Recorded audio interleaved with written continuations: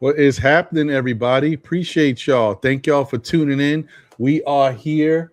I apologize for that little thing here. I pressed the button and my mouse pad for whatever, you gotta move the mouse around. It's not catching. It's time for a change, man. Maybe I gotta get a new mouse. What can I say? It happens. Thank y'all for being here. Appreciate y'all. John, always a pleasure. How you doing, brother? I'm good, man. Happy to be here. As always, looking forward to today's show. Yeah, man. You see us. We got our pun outfits up, ready for war, son. No. Look at this. Look at what's going on here, guys. I mean, come on, man. We talking Met side, Yankee side, camo. It's a battle. We're ready for war. There you go. Anyway, thank you guys for tuning in. Appreciate y'all for rocking with us. This is the NBA Report.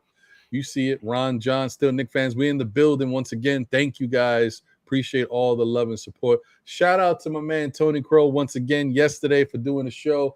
Congratulations on the 1,000 subscribers. Yes. Yeah, man. Tony doing the damn thing. Yeah, man. Congratulations. Shout out to him. Yes. Shout out to the chat. Appreciate you guys. The early risers, early birds, whatever you want to call them. Geraldine McIver, First Lady, is still Knicks fans in the building. Deron Wayne, DJ Space Ghost, Josh, aka Uncle Fulio. Appreciate you, brother. Bo Ismail, Angel Torres, JJ, Kerry Cox, Tony Spark, and Sherwin in the building. Called Mega is here. What's good? Salute to Appreciate y'all, man. So listen, first up, how you doing, John? You good? I'm good. Unfortunately, I wasn't able to make our Still Knicks fan show, but I was able to make today's NBA report. So I'm happy. I'm good. There you go. Now, you were there in spirit, man. Anytime, if you're not there, you there. You always there, brother. I'll be there. I'll be listening. Well, appreciate you, man. I'm glad you're doing okay. All right, guys. Well, excuse me. Salute to J Tap. I see you. Let's get right into it, man. There's going to be a bunch of stuff that it's quiet time in the NBA. Yeah, I was just going to say there's going to be a bunch of stuff that we're going to talk about going forward with the NBA as we get closer to the preseason, closer to training camp is maybe 2 weeks away. It's right around the corner.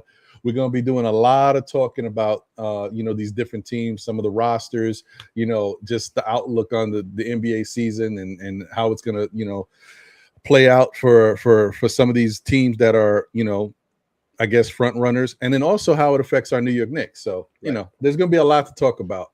But I think today's show, we really need to kind of look at certain things from a more human perspective. And you know what? We love the NBA. We love watching, basketball and watching our favorite teams play basketball. But these people are human, right? And, just like we want to be treated fairly at our workplace and our home life by our friends, family, you all want respect, right? But when it comes to the NBA, who has been a champion for a lot of their players in the past, whether it be, all types of ethnicities, minorities, whoever it may be, I think they've done a pretty good job for the most part in being sensitive to cultural issues and things of that nature. But in recent times, the past 5 years or so, we've noticed there's been some things that have been happening, have been creeping up, and it kind of, it's one of those. I'm now understanding how some people say, you know what, it's tough to say you want to remove racism or different things, because then it'll just be quiet. You just won't know about it. Sometimes it's unfortunate, but sometimes it's good for this stuff to be there so you can have a dialogue, so you can talk about it, so you can change things, so you can affect change. But when you don't know about it and it's just happening behind your back, sometimes that's worse. So I'm not happy that this is going on, but I am glad that there's a spotlight on it, and people can look at and see what's going on, and then maybe change can happen. So for anyone who may not know, and let me just backtrack a little bit. You know, you guys obviously are probably familiar in the past few years. I'm not going to get into specific dates and times. I'm not good with that. My memory sucks. You know that already. But you guys know in the past few years, Donald Sterling was the NBA owner of the Los Angeles Clippers. There was a lot of issues that arose from that ownership with him basically blown up by his girlfriend, and private conversations that they had about his dealings with minorities and how he treated them and how he talked. And it's crazy because really that infighting helped shine a light on his bigotry, because there was just an issue between them two. And so she was recording him just to have something on him. And it turned out to unearth a whole big thing. Right. So it was a whole big thing that happened of it. And eventually, because there was so many things that were just going into that situation, the NBA was able to force Donald Sterling to sell the team to Steve Ballmer, who is a really great owner, by the way. Salute to him, a really good guy, at least for what we know. And, so that situation kind of has dissipated, right? But it still is recent. Now we've got this Robert Sarver news. Robert Sarver is the owner of the Phoenix Suns, as well as, I believe, the Phoenix Mercury. I think that's their name, the WNBA team.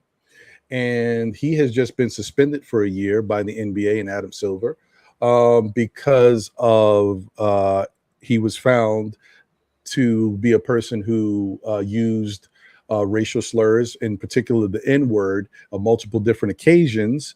And obviously people felt very uncomfortable about how he carried himself outside of the public eye.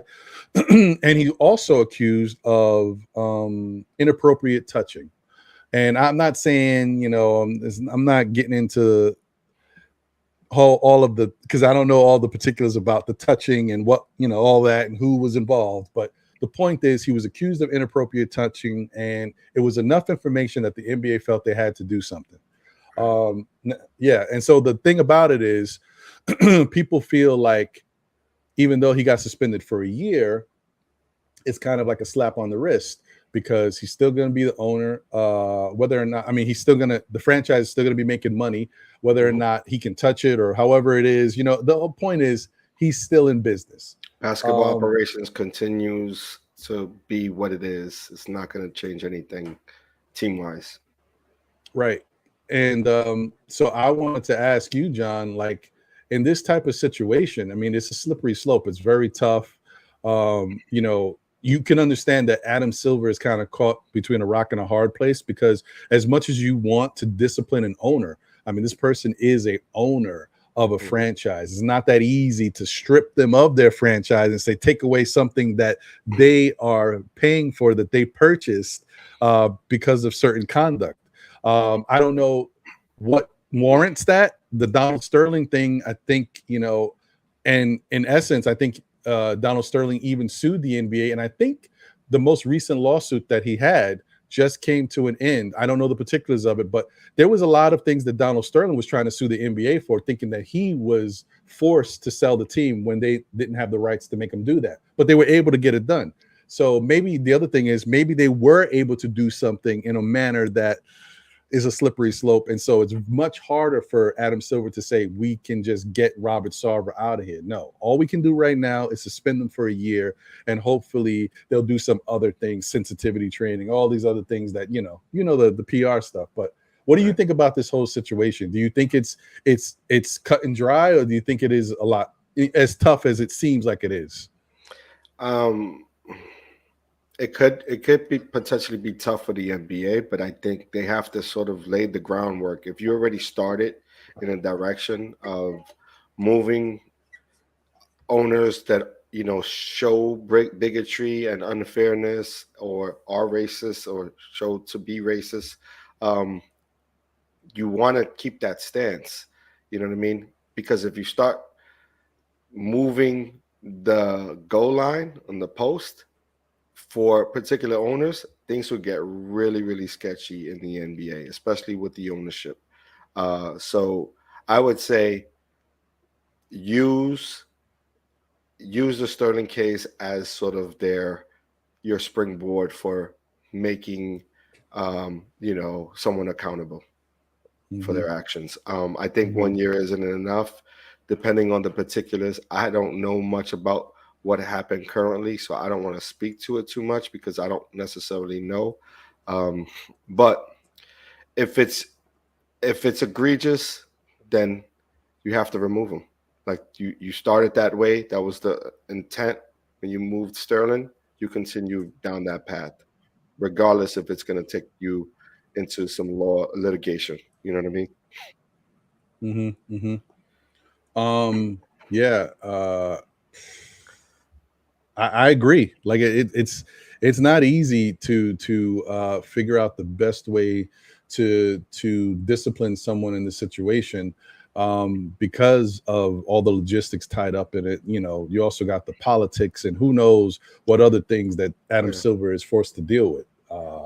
for sure. And I totally understand it. But like, if you already started in that path, right, and you're already had Sterling become, sort of the first indication that you have zero tolerance for any sort of bigotry or anything that's in that nature, bias or whatever, then you have to keep moving in that direction, regardless of politics, regardless. You got to keep that as a part of the brand of the NBA, right? So once they stop to do that, like right now, I think that the 1 year suspension is probably just the the beginning stage. I think there's going to be more to come around, like maybe potential picks taken from the team and other things like that, in order to show that the NBA is not willing to partake in or given any of these you know owners any the ability to come back from something that egregious. Mm. Well, just to give you a little bit more information as to what's going on with Robert Sarver, so it leads to the bigger discussion about the NBA. And for those who are tuned in, so the NBA suspended Robert Sarver for the 1 year and fined him $10 million, after an investigation determined that he engaged in misconduct towards his employees. Right? Excuse me.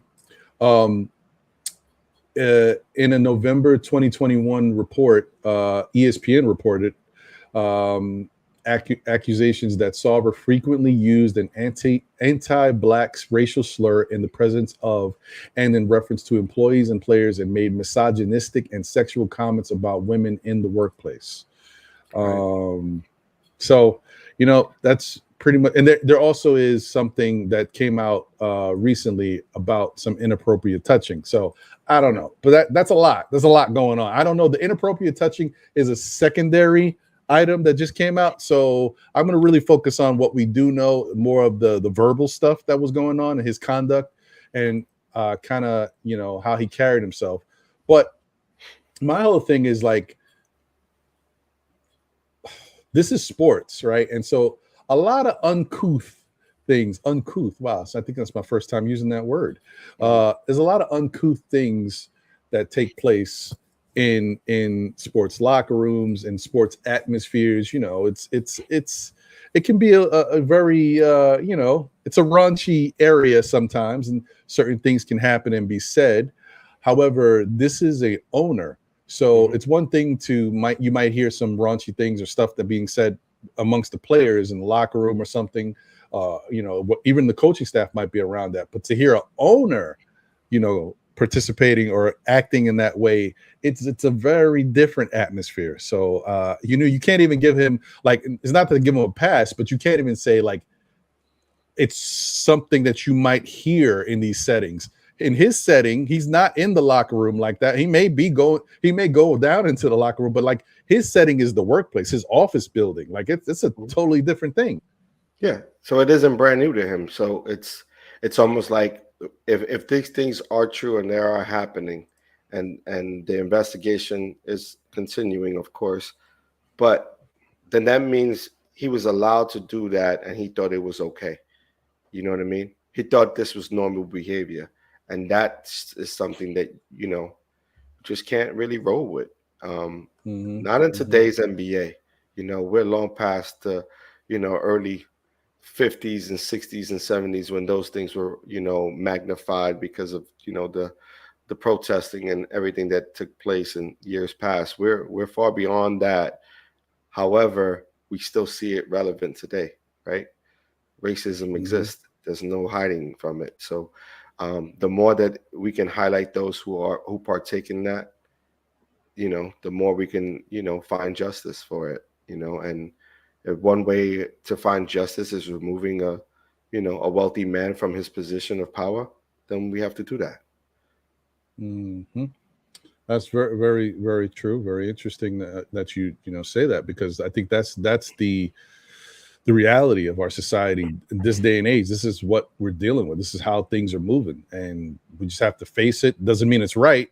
It doesn't mean you ignore it, but you got to understand that the playing field has always been the same way. It's just, more and more is coming out in the days of social media. Like people, like, there's a lot of whistleblowers these days. So people just don't like to be around certain things, and they have a platform or a way to get the information out. They're taking advantage of it. Which makes it even worse knowing that, right? Like, knowing where you are in this realm of technology and social media, and you still have the cojones to continue to act accordingly, or what I mean? Like, really? So that means you just don't care. You know what I mean? You like those are the like you said earlier. I think I would fear the ones that are sort of behind the scenes doing it. You know what I mean? Because you don't know. Those who are outright doing it, they don't really give a shit. So, if you don't, then you might as well, reap the consequences of your actions. Agreed. You know what I mean? I agree with that.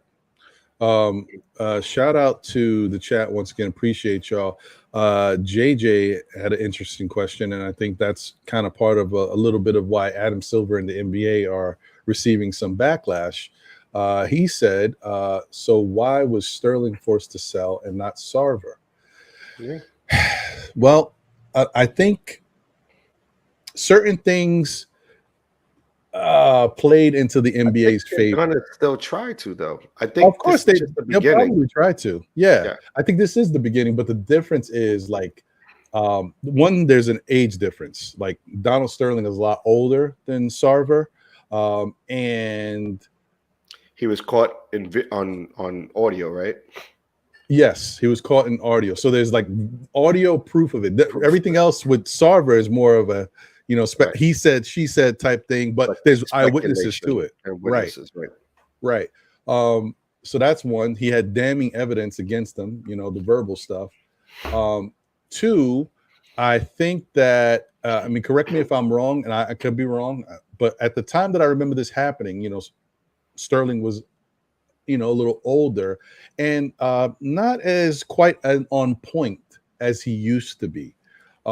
So there was some questions as to his ability to, I think they kind of try to use it as his ability to effectively run a NBA organization. They tried to do their best to dig up whatever they could to make him unfit. However you can do it to make it seem like he wouldn't be able to retain his position as an owner. And I guess somehow they were able to be granted, by the judge, or however they did it, so that they could force him to sell the team. And he wound up selling. So that's where we're at. With Sarver, that's a much more, like, Sarver has his wits about him. He's thriving in business. He knows how to conduct himself, and it might be a tough battle to get him out of his situation. I mean, Sarver is the same guy who played hardball with I'm forgetting his name, the power forward from Phoenix. Didn't want to give him the extension, the young guy, DeAndre Ayton. Okay. Like he was one of I'm not going to pay you. Let you go out there and set your own market, and then when someone wants to jump on it and take you away, I'll jump in and snatch you back because now I know what you're worth. Yeah, but I think those are two different forms of like it's business versus. Oh no, it's just he's just he's just that type. I get it. I get what you're saying. Yeah. But at that point, for me, I one of the reasons why I feel like this is just the beginning and that they're sort of putting more investigation behind it is for the mere fact that they want to be able to make it conclusive that this person isn't an adequate owner because of what he's, what he's done. And so the fact checking has to continue, and they have to check the sources and everything and make sure that they're all legitimate. But I think at some point there's going to come a time that if he is considered to be guilty of his actions, that he would then be removed as an NBA owner. And if it doesn't happen, I think the players need to announce their disagreement with it and not play. Because if they don't play, it affects every owner. I agree. I don't know if the players would be willing to take that type of stand. It would be great if they did. I agree. That would be something I would be definitely happy to see, because that shows some integrity on their end, because it's concerning to them. Yeah, there's a saying, and I don't want to, because I will butcher it, but there's a saying of Dr. Martin Luther King's that talks about if you don't stand for some, it's like you standing for something. So if players of all kind, really believe in, a fair, and honest place of work and just being a human, then they would take the right to sit out. If this owner is continuing, if he's considered to be, this egregious, right? If they do the investigation and they find that it is what's happening is true, and the NBA doesn't decide to, remove him, then it's up to the players, man. It's up to the players to stand up for themselves and for, what's going on. Yeah, I know, and I'm just thinking, I know that saying. I don't know the exact words too, but I know it's like if you don't stand for something, you fall for anything, or something like that. Exactly, something like that. Yeah, I hear you. This is why, and you know what? Honestly, to be honest, there you go. Gerard just put it in there. I think if you don't stand for something, you stand for nothing. Okay. Appreciate that. Thank you, Gerard. Charlotte, appreciate you. Salute. Thank you for being here and rocking with us. I think that if we're being real, man, listen, it's nice to be able to remove everything that's negative or bad or that doesn't fit in the way in which we want to lead our lives as people. But sometimes you can't do that. So my whole thing is, if you can't get rid of a Robert Sarver, what can you do to change the system around him where he cannot be the way he has been in the past? Like, now, what rules can you put in place so he has to adhere to? And zero tolerance. Zero tolerance is the number one, and it starts with continually removing those owners that feel entitled and believe that they can get away with anything. You know what I mean? It starts there. It starts with accountability, and it's up to, the commissioner to make ownership and players accountable the same. Agreed. I agree with that. Yeah, because I really think that, there has to be not an overhaul, but there definitely needs to be a change to the Constitution and the bylaws of the National Basketball Association, just to maybe fine tune some of the points of conduct to make sure there's no slippery slope. Like, there's no little way for someone to kind of, skirt around, different things that they're supposed to adhere to. Because I was looking at the Constitution and bylaws earlier. It's like 92 pages of stuff, and it's a lot of things that I know that they're in place for reasons, but as far as the code of conduct and how an owner should treat their employees and the level of integrity and professionalism they have to adhere to, I couldn't really pinpoint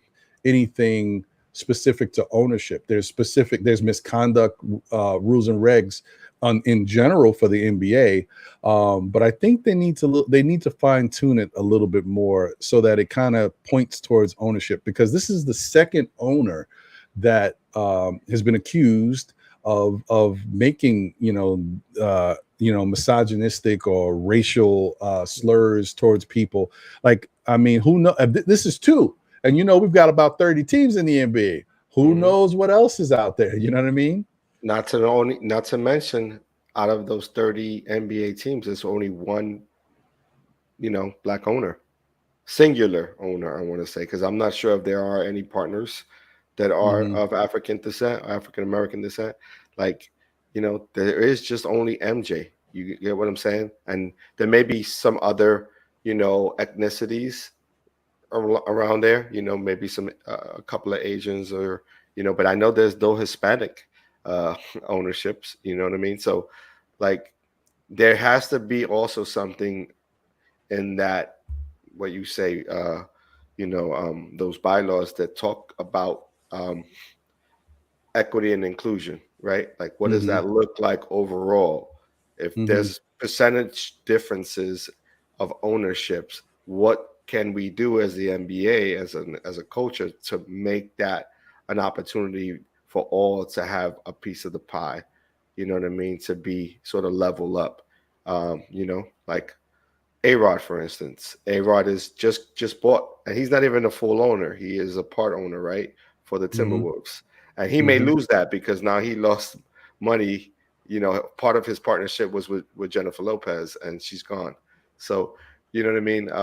So he may even, he may have to find more partnerships. So my thing is that, even with that said, you have to have owners come in and sort of be, be more like what we see in the world, more diverse. No, actually, Rick Harrison, we appreciate you being here. Everybody, 100%. Yeah, everybody's entitled to their opinion, and if you have something you want to say or you want to add to the conversation, by all means. This whole thing is about dialogue and being able to address and touch on situations that are prevalent in our society, and stuff that I guess affects. It may be indirect because we're not NBA players or owners or coaches, anything like that, but it's indirectly affects us. It's a part of our society. So just like we have our opinion about things, you're welcome to your opinion as well. So whatever you want to add, by all means. Listen, it's a safe space. We're welcome to talk about any and all dialogue, as long as it's respectful. I'm gonna say it's a safe space here. I can't speak to the chat. Yeah, right. Right. You know what I mean? But at the end of the day, you're entitled to your own opinion. I don't have to agree with it. Neither you have to agree with ours. Yeah, and plus there also has to be some context, right? So, Rick Harrison said, am I allowed to disagree with something you're saying, or am I going to get banned? No, we would not ban you. And you're allowed to disagree. Now, we don't know the level of disagreement you have. It's all in context. We don't know what that is. So if you want to expound upon it and let us know what it is that you actually disagree with, by all means. I would like to hear what you have to say as well. Right. And Illmatic said Jay-Z was an owner for a hot minute. Yeah, and he was sort of a minority owner with like 0.2%. So he was an owner, but I think he's given that up, right? He doesn't have it anymore. Yeah, he doesn't have the stake anymore. I think he gave it up once he got into the Rock Sports Media, whatever the name of it was. When he did that, I think he had to give it up. And so, yeah, there might be not a bunch, but there's a few minority owners out there, like Jay-Z. I think Nelly, the rapper Nelly. I think Usher Raymond was a minority owner in with the Cleveland Cavaliers. Right. But as far as a full, as far as a full, full singular, ownership, singular. Owner. I think Jordan is the only one at the moment. And fortunately, there was one person before Jordan. That's the reason why he was able to capitalize and get ownership, because it was Robert Johnson, who used to run BET. So yeah, I mean that's there's just not much minority full bred ownership going around. But it I see your points. Thank you. It's not easy to do too, because you have to have the income and the network. So that's why you see a lot of ownership within the NBA or any other sports franchises. They have to have partnerships to come in with that sort of, the amount of money needed to run one of these teams. Right. And even with that, not only do you have to have the money, you have to have the, some type of background that the NBA will see as a benefit to them. Robert Johnson was, he ran BET, Black Entertainment Television, which was a very successful brand. And he carried himself with the utmost respect. Like the way he carried himself was a certain way, a certain level of dignity. Now, I don't know everything about him. There might be some skeletons that I don't know about, but as far as how he presented himself in the public, and how he conducted his business, he was looked at a certain way. Jordan may not have that same business acumen, but Jordan is Michael Jordan. He's a brand. He's the brand. So he's got that going for him. He's the brand who could have potentially become the face of the. I mean, he was the face of the NBA too. He just wasn't. He could have been the logo. He could have been the logo. Right. Yeah. Exactly. So yeah, that's a different story. Yeah. Bo Ismail said BET Network was definitely not on the up and up. Hey, it may be true. I've heard some things over the years. Hey, listen. But as far as a successful entity, it was successful, and he made a lot of money off of that entity. So that helped. So thank you guys. And okay, I guess Rick, maybe you don't feel comfortable commenting more, but that's fine. Thank you for tuning in. Like I said, and salute to the chat once again. I see you guys. Nick's Real Talk in the building. Appreciate you, man. Thank you for being here and rocking with us. Yeah, so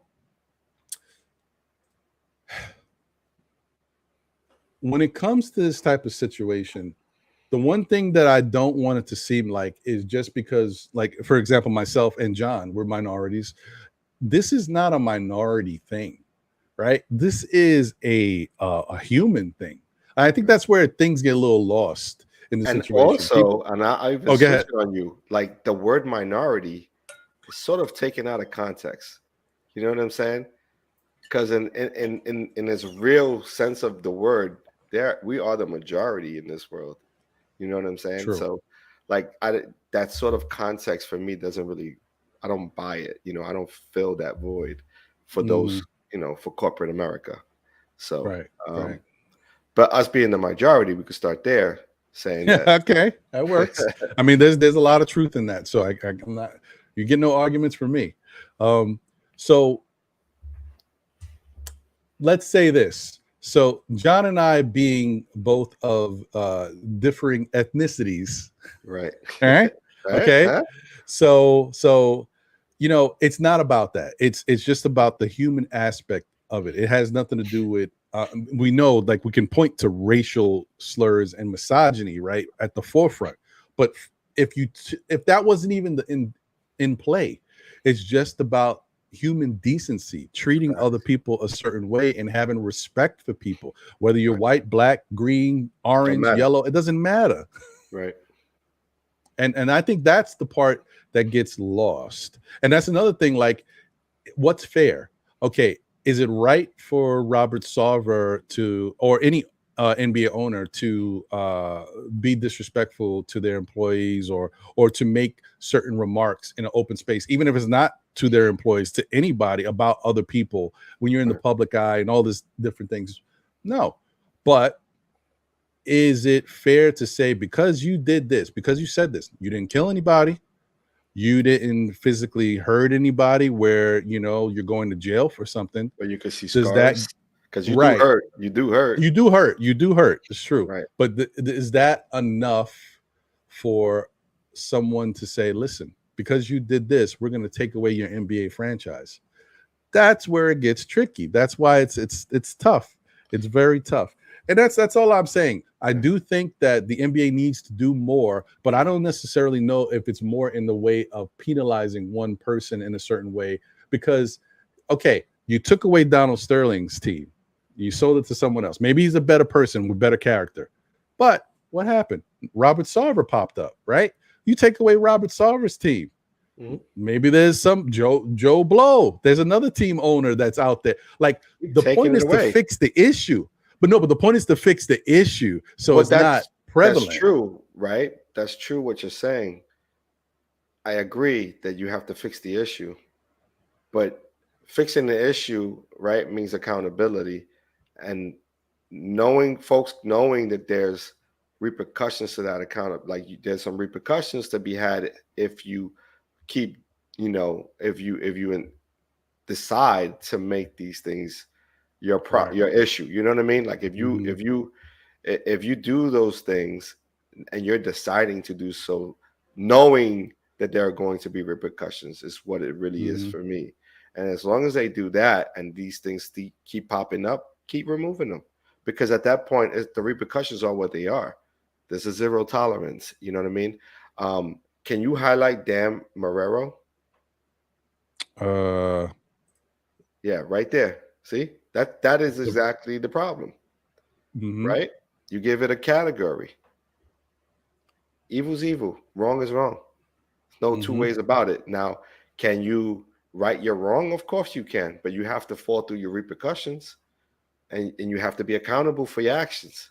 Because that's the only way you can change it. That's a fact. You're right. I mean, listen, it's not, I'm not trying to make light of anything, but this is a situation like you go back to, if people are fans of stand-up comedy, Chris Rock, I think it was Bigger or Blacker or one of those stand-up comedy. I forgot the name of it. It might have been that one. But he said, listen, he was talking about crazy people. Like, did crazy go away? You can't be crazy. Crazy exists. So it's like, you can't hide it. You can't say it doesn't exist. Like, everybody wants to be treated in a certain way. We live in such a uber sensitive society nowadays. Like, but it's one thing to be cognizant, to place an attack versus right. Just speaking what your belief is, right? Like, I can, and this is by no shape or form what I believe, but I can sit all day and not believe in gay marriage, right? If that's my belief, then that's my belief, right? Me saying that should not be like, no, you're against everyone, right? That's not what I'm saying. I'm saying, I don't believe in gay marriage, right? Which I'm not, saying that for sure. So for those who are watching, that have nothing to do with, I'm just trying to make an example. That shouldn't be an indictment for me to my character, because that may be my religious beliefs. That may be how I grew up, right? So that's not an attack on, people within the LGBTQ community. This is my belief, right? But if I pose that belief onto someone else and I try to make it theirs and then I become insensitive about their views, then it's an attack, right? Right. And that you need to be accountable for. Makes sense. It makes sense. I agree with that part too. Illmatic said, stop supporting the team, don't buy the merch or attend the games. Right. I mean, but the players don't have to play. The players don't have to play. So if the players don't play, then then it affects the ownership's pocket, because they're more worried about people in the stands and who's watching. If there's no one playing, there's no one watching, right? You can buy the merch. That's a very small percentage of what they make. What they make is in endorsement deals, TV ads, peep and butts on the seats. That's where their money comes from. So, the players have to not play. They have to stand up. 100% facts, because that is where the real change happens. Like, the players are going to still get paid in the interim when if they decide to take a stand. Now, at some point, maybe the owner could, ownership can enforce some clause that if you're not out there playing, you won't get paid. But at that point, if it really got to that point, because this don't happen overnight, if it got to that point, then you know you're affecting change, because not only is this going to become a national issue, it's also affecting, you know, corporate sponsorships, things, because they don't want to be attached to that stuff. So you've made a dent, like not going to the, I mean, don't get me wrong, if the fans were to not support merch and not go to games, it helps, but the big dent is the players saying, well, we're not going to play for this guy. We don't want to be here. We don't feel comfortable. This is not somebody we want to represent. That is the huge statement that would be, you know, something that would change everything. But not just the one, something like that would happen. Not just the one team, right? Because there's power in numbers. Mm-hmm. If you affect change by making sure that there's unity within the basketball, you know, bargaining group, right? That union needs to be strong, steadfast to say, we are not going to allow, you know, our players in this players association to then partake in this sort of, you know, egregiousness, you know, or these issues, you know, like, we're not going to do it. And it may affect the fans, but you know what? If the fans believe in, you know, in the same stance, right? Like, then what's more important? Watching the game or humanity? It's true, man. And, you know, it's got to start somewhere. It's got to start somewhere. So yeah, and that's the thing. Like, you know, the other thing to think about is what happens going forward, right? So I think if someone like a Robert Sarver does something like this, and then the NBA can get involved and possibly strip them of their team or force them to sell, great. That gets out some of the bad elements that currently exist. But when a new owner comes in, you want to be able to come at that new owner with new policies, new guidelines, new things, so you can avoid that new owner becoming a Robert Sarver or a Donald Sterling, because sometimes this stuff don't happen overnight. I know in some cases a lot of it's upbringing, what you're used to, and so it kind of carries forth, but sometimes things happen with time, and you know, you think you can get a little lax. Maybe there's a person who always felt this way and was around this growing up, but never really voiced their opinion. They got a little older, and then all of a sudden certain things started to come out, and they got exposed. So you just want to put as, you know, as many good policies in place that are fair to all parties involved, you know, that you know, conduct guidelines that you got to adhere to. Because I know in my job, and I'm sure in your job, John, and all of the viewers that are watching, in your jobs, you got to act a certain way. If you don't act a certain way, you out of a job. So there's an HR department for a reason. That's a fact. That's a fact. Dan, just a heads up, because you know, you said drop a link, but this isn't one of those shows. However, I'm sure this conversation will continue on our Saturdays Know the Ledge show, which Ron does, you know, with a couple of folks, good friends of ours. And yeah, be sure to, you know, tune into that one. Because I know a lot of folks want to chime in, you know what I mean? Like, you can be passionate about what we're saying and what we're talking about, and I'm sure you have great opinions and would like to voice them. So definitely check us out on Saturday. Yeah, and thank you, Dan. And Dan usually does, when he has time, he pops in on Saturday and chops it up, so he knows, like, that we'll definitely allow him to come on and speak and state his opinion. And by all means, this Saturday, if you come on, even if we're not talking about the topic, if you want to come on and say, hey, Ron, listen, I really wanted to chime in on the topic you guys had on the NBA report, but I didn't have a chance to, feel free. We'll talk about it. Yeah, it's not a problem, bro. Yeah, we try to keep like our Still Knick Fans show on Monday and the NBA report on Thursday to just us, because we want to keep it to a certain time frame so we can get our points out and get out of here. You know what I mean? But thank you. I appreciate you, Dan. And the rest of the chat. Smash that like button, guys. We appreciate you guys tuning in. Absolutely. Yeah, I mean, this is just, it's one of them topics that, you know, update. There's an update. Ooh. Okay, Frederick, a minority owner just asked for him to resign. Now that's a good thing. That's a good thing if somebody doesn't feel comfortable and feels like certain things should change and they're stepping up and they have a level of ownership. That is a good thing that they're doing that. It may not be enough. This is only the tip of the iceberg. But that's start. It's the start. These are the starts, right? Because it starts with a minority owner now speaking out, which means that minority owner has already spoken to some business people along the way and say they know who has the cachet to fill that void, right? Mm-hmm. Because they're in those circles.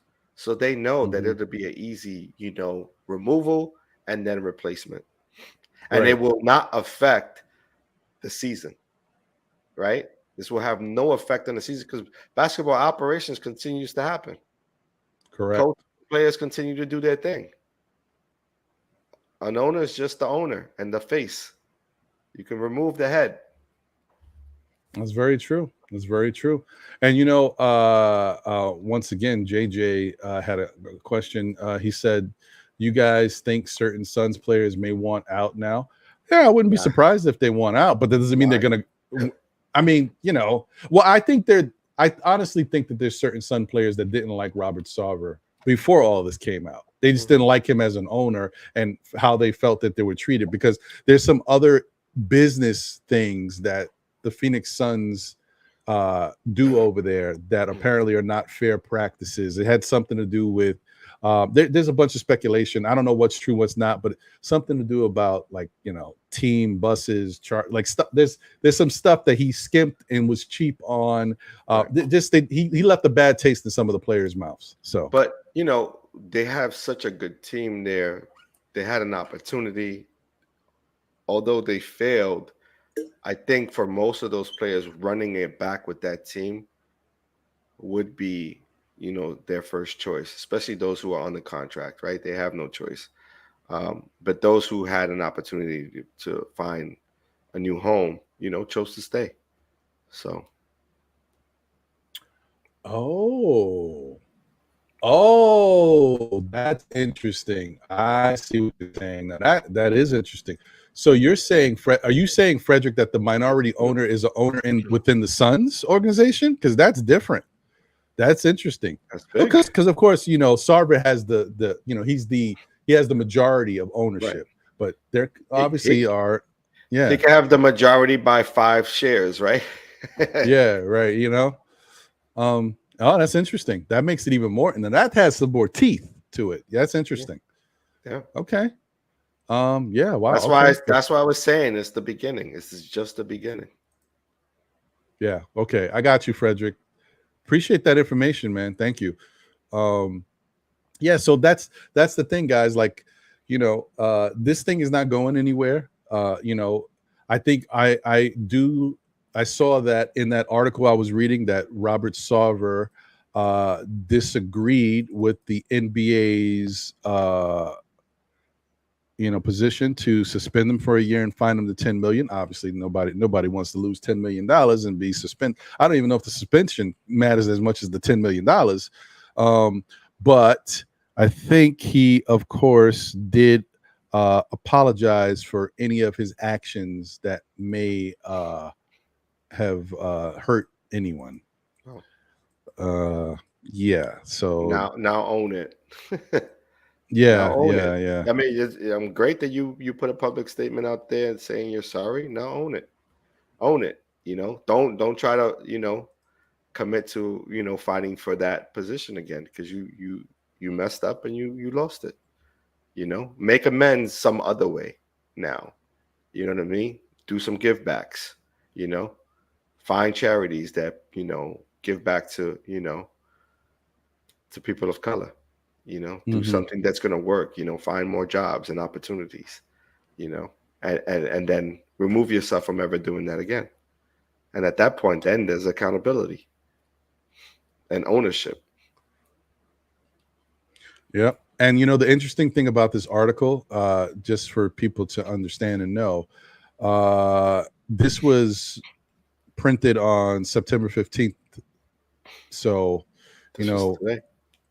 right. So the other thing is, since this article was printed, following, it says, following the publication of this article, and this is through the New York Times, by the way, it says the league began looking into accusations of mistreatment against Sarver.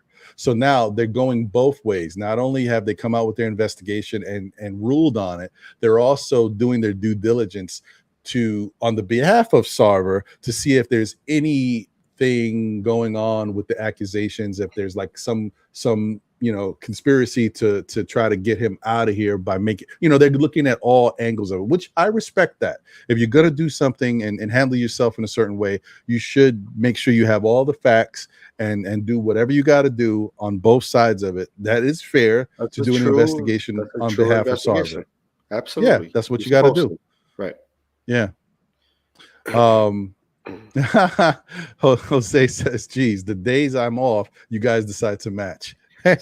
Well, you know what? This is how it happens, brother. And technically, we are matching, but are we though? Because I'm wearing one of the best logos in the game, baby. You know what I mean? Okay, I'm sorry. Let me say. Hey, listen, I don't even that have Yankee to symbol is crazy. I ain't never got to speak about that one. I ain't never got to speak. The world knows. That Yankee symbol is crazy, B. The world knows. Whatever. Okay, all right. You got your moment. Yeah. All I gotta do is all right. And everyone knows who that is too. Yeah, whatever. All right. Okay. All right. Thank you. Thanks, Jose, for allowing me to go down that rabbit hole. So we'll see, man. But you know what? I think this is interesting. Some people pointed to this before. I thought that's kind of it's funny, but it's weird that and I think Geraldine might have brought it up too, if I'm not mistaken, that Chris Paul's owners, they've been some interesting people. Yeah, I don't know. Yeah, stuff, or they know how to pick him. I don't know. Right. Yeah. It is what it is, man. But yeah, I didn't want to, get too crazy and deep into it, but I did definitely think it was a topic that we should discuss and get some dialogue about, because, quite frankly, it's something that we deal with in our everyday lives, and to see it play out in the sports world, it's interesting to see. Not surprised. I'm not surprised at all, but I think it's something that we should talk about because, like I said, we are not upheld to the same type of standards. We do something, we have to uphold to conduct standards at the workplace, but if anything goes wrong, we're out of here. So in the NBA, they should have those same standards, and it should be looked at as something that they need to police right away. And then going forward, they need to have policies in place so they can avoid this stuff. 100%. 100%. Yeah. I just wanted to say one thing, and I said I wasn't going to say anything about this. Shout out to Uncle Freezy from Lawrence Tears, and he also has the show Vibes and Stuff early in the mornings with Chuck Allen. He had a show the other day, which I didn't see until I tuned in this morning, and I saw the previous clip, and I was like, oh, and I didn't realize he touched on it. He also touched on this Robert Sarver issue, as well as he touched on the use of the N-word. Okay. Right. So I'm not going to get into a whole thing about it, but there's one thing that I always wanted to say to people who use the N-word in a certain way, right? Which was, and this is, I'm saying this to my people, okay? Because I got plenty of people who use the N-word. It is what it is. I know how it's used. It's not the other, it's not the, the and it's the AR. Yeah, got it. But all I wanted to say is what I've heard since I was a little kid is that we adopted the word and decided to use it commonly to take the power out of it. But what I always wanted to say to people who told me that, and I guess I was too young at that time, but now that I'm older, is, but how did you strip the power of the word? Because anytime you're in a situation where someone says it, you are automatically offended and upset about it. So how did you really strip the power? To me, all you did was adopt the word and add it to the way you talk. And so now the word is just more prevalent. It still has the same power and effect, because the same people who want to use it negatively still do, and it still affects us in the same way. That's it. That was it. That's all. I'm off my soapbox. I just wanted to say that because I always thought that was interesting when people said that to me, and I was like, well, in the reality, what did we really do? That's it. That was all. It goes back to it goes back to the saying, it starts with us, right? So, like, I was, as a growing up as a kid, and you know this, you sort of don't know what you don't know, and so Mhm. you're a creature of your habit, creature of who's your surroundings. And me being Puerto Rican, just growing up, not knowing any better, not having any education, it was easy for me to just adapt the word because of my surroundings and being friendly with, Ron, John, and all the rest of our group. And so it wasn't until I got older and I understood better the effects. Mhm. And so in the workplace, I don't choose to use it ever. You know what I mean? I try my hardest not to use it. But when I'm amongst friends, I do use it. And unfortunately, it's a force of habit. And I will definitely do my best, knowing that you feel this way, Ron, not to use it ever again. Well, I mean, listen, I appreciate that, John. I mean, you know how our friendship, it is what it is, and your use of the word and how it's used in our circles around other friends that we all cohabitate with. I understand it. I've grown up with people who've used the word all my life, and I understand the context in which it's being used. I'm not offended by it. I'm just more of, I think that by us using it so prevalently, that's not a word, it being so prevalent in our society, I Hmm. think the word Still holds hasn't power. lost. It still holds power. It hasn't Yep. lost any power, Yep. and it's not like there's been words in the English language that people used to use all the time that because of trends and time, people don't use as much anymore. But Right.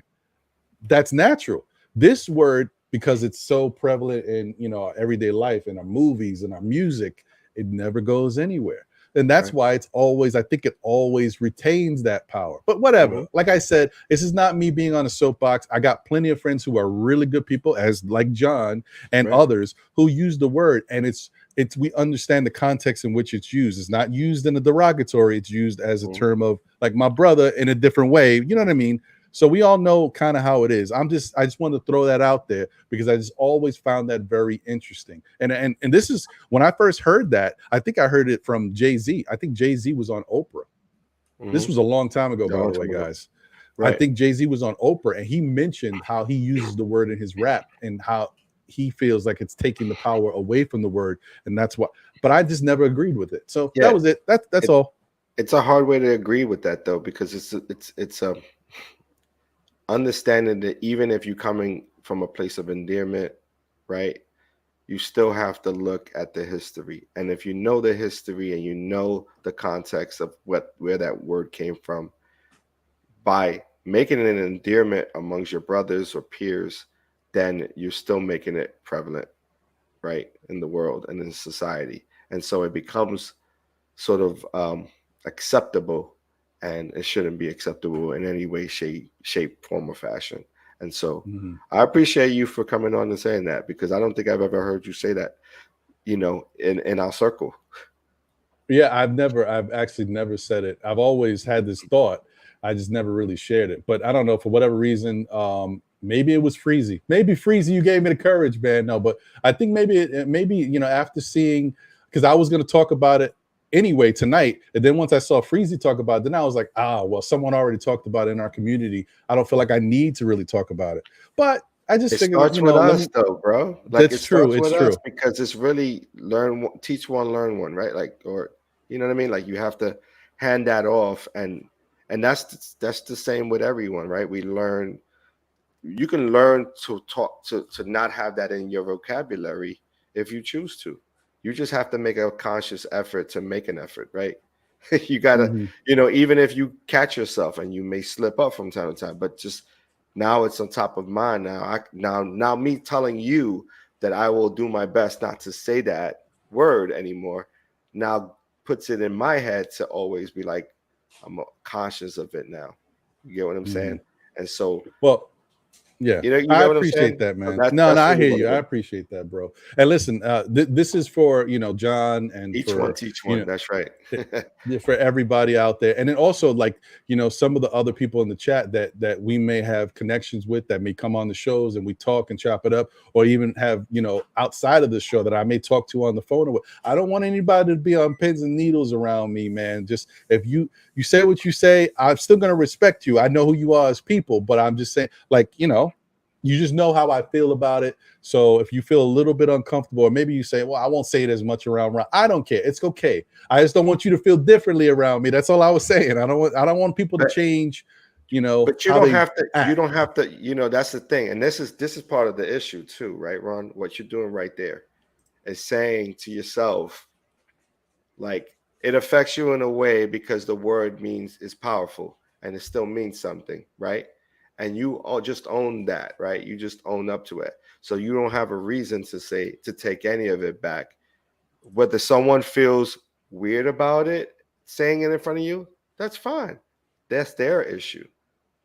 Like if I had a problem with saying it, or if our guy L Train has a problem with saying it, and he's like, I'm gonna still say it, that's your problem. I ain't gotta adhere to that problem. You know what I I hear mean? you. You get what I'm saying? I Like hear you. it starts with us, bro. That it's easy as saying, yo, my guy, yo, my people, my brother. You know what I'm saying? It's really easy.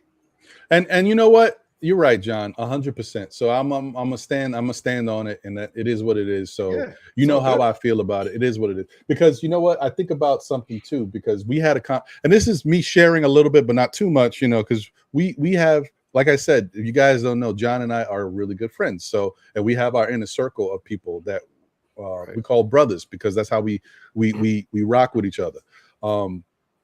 John doesn't like a term that gets used too. And you know what? Ever since John said that, I slipped up a couple times, but ever since he said it, now it's already in my. Do you know what I'm talking about? Refresh, please. Okay. John doesn't like the word used when discussing us as, whether you're a young man or a young man or a man. He doesn't like the term boy. Oh yeah, I'm not right. With that. So I remember that, because I used to say that, yo, what up, my boy? Like, and he was like, nah, man, we men. What up, my man? What up, my brother? And I was like, when he said it to me, I was like, you know what? You're 100% right, John. And from that point, I may have slipped up a couple because it was already in my vocabulary. But after that, I stopped saying it entirely. I never said it again in our circles like that. So that, yeah, I'm with you on that. I agree. I hear you, bro. And the reason why, and I'll say this, the reason why is because I've had an experience where someone called me boy. And I was like, first off, I'm a grown-ass man. And let something else come out your mouth like that. And, you're going to catch a quick one. So that was, for me, like my first time. And I had to check someone on it. And then it became like sort of a comedic thing. And so I had to wash them. And then, you know what I mean? So for me, it's always about respect, right? So, and for you, and we brothers, we grew up together. Like when you say it, I'm like, oh, okay. But it's not me checking you on it. It's me saying, yo, I'm like, we ain't boys. Like we ain't little, like we yeah. You know what I mean? Yeah. I hear you. Because I don't like, I wouldn't, I know in the way I was using it, but even when you think about it like that, yeah, I think in the way you're saying it, yeah, we're this and we're more than that, So there's two ways of looking at it. Kings, man. That's what it really is. Exactly. What I up, feel my you. I king? feel you. That's what they got to be calling each other. Right. Yeah, man.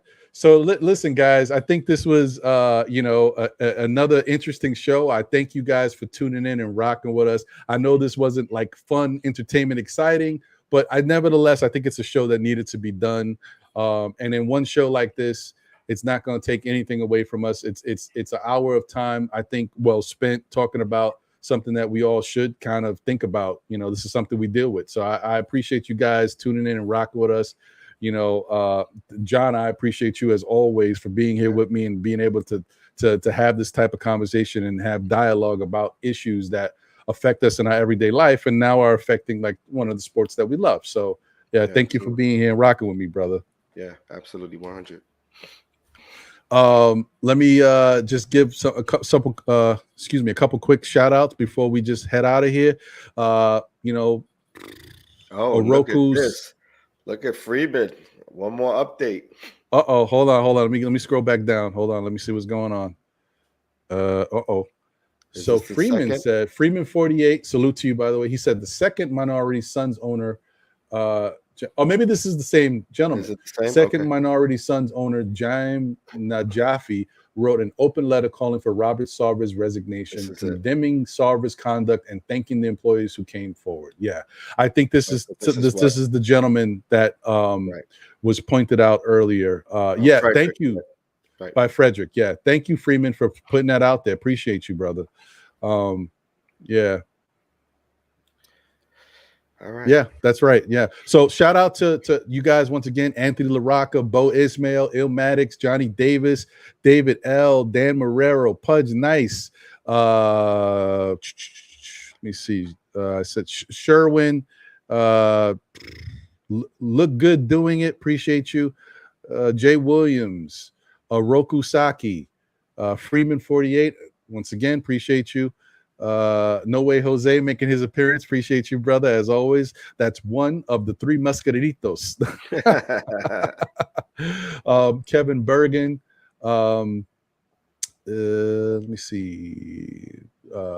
Bodega Wi-Fi in the building. Appreciate you.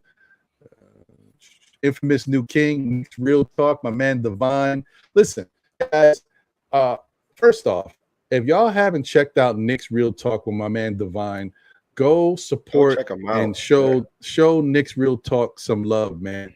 Divine's been doing this for quite a minute, man. He is one of the day ones. I think to me like a day one, like one of the early heads with nothing but Knicks, always being on the panel, showing love. You know, it was great. I got to meet him in person for last year's home opener against the Boston Celtics. Chopped it up. It was a really fun time. Unfortunately, he can't make it this year, but I would have loved to meet up with him again. But a really good dude, really good show. You know, he hosts the show right now. You see him normally with Shaw Powers and sometimes KJW, but KJW has been very busy with his media company and what he's doing. But yeah, man, really good show, really good dialogue. Support Nick's Real Talk, man. You know, go check them out, man. Nick's Real Talk on YouTube. Yeah. So Geraldine McIver, appreciate you. Salute. And everybody else. Craig, it's me. Thank you guys, man. Thank you for being here and always rock. DJ Space Ghost, once again, Angel Torres, JJ, Tony Spark. Y'all know who you are. J Tap, Hard Will in the building. Once again, check out Hard Will's show with my man Worldwide L. If you haven't checked it out already, it's called For the Love of the Game. That's right. For the number OUR, Love of the Game. Check him out. Mr. Vince in the building. You said that with your DJ voice. I hear you. I hear you. Mr. Vince in the building. Josh, a.k.a. Uncle Fulio. We need a controversy, Josh. We haven't had one in a minute, man. It might be time. Right. This might have been a good controversial episode, brother. That's true. Yeah, Kenny Payne in the building. Appreciate you. All right, y'all. I hope I didn't miss anybody, but if I did, or, you know, should I say if we did, you know, it's not for lack of trying. We love you guys and want to salute and show love to all of y'all, man. Thank y'all for rocking with us. Oh, Ashley Inc. I see you. Ashley Inc. in the building. Appreciate you. Thank you, man. Thank you, guys. And quick one. Yo, Dan, man, we got family out there in NC. You know, a couple of our brothers out there living it up. So we may just make a trip out there just because. Yeah. We've been talking about it, man. We've been talking about it. That would be a real nice look. And we do that. And I think Freezy's also been talking about doing something where he puts together like a Knick event. Maybe the Knicks go to see Charlotte at a game. Maybe we could do something like that. We'll see. Or maybe we travel there for my B-Day. Ooh. Maybe find us some.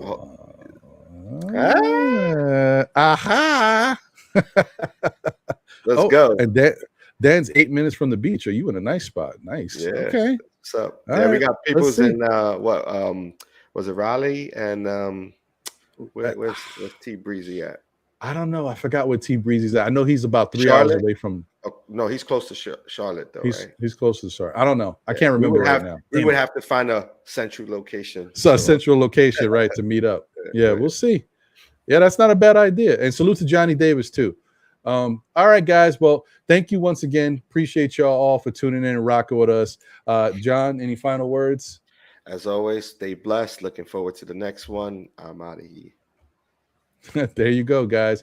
You know, I couldn't have said it better myself. Shout out to Jose. He couldn't be with us tonight, but you know, he's always here in spirit. You've seen him in the chat. Catch him on the next one.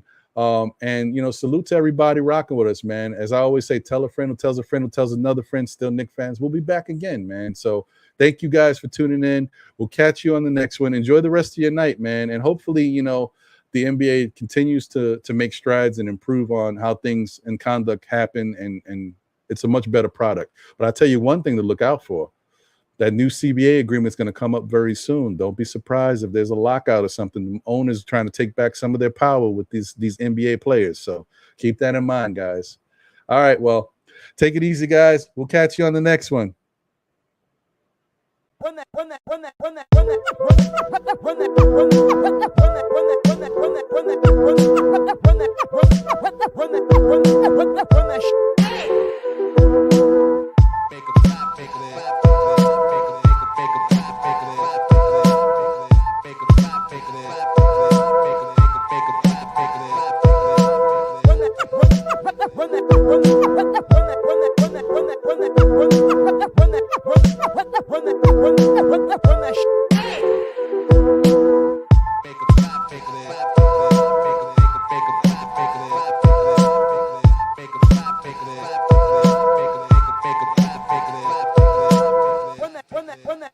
that.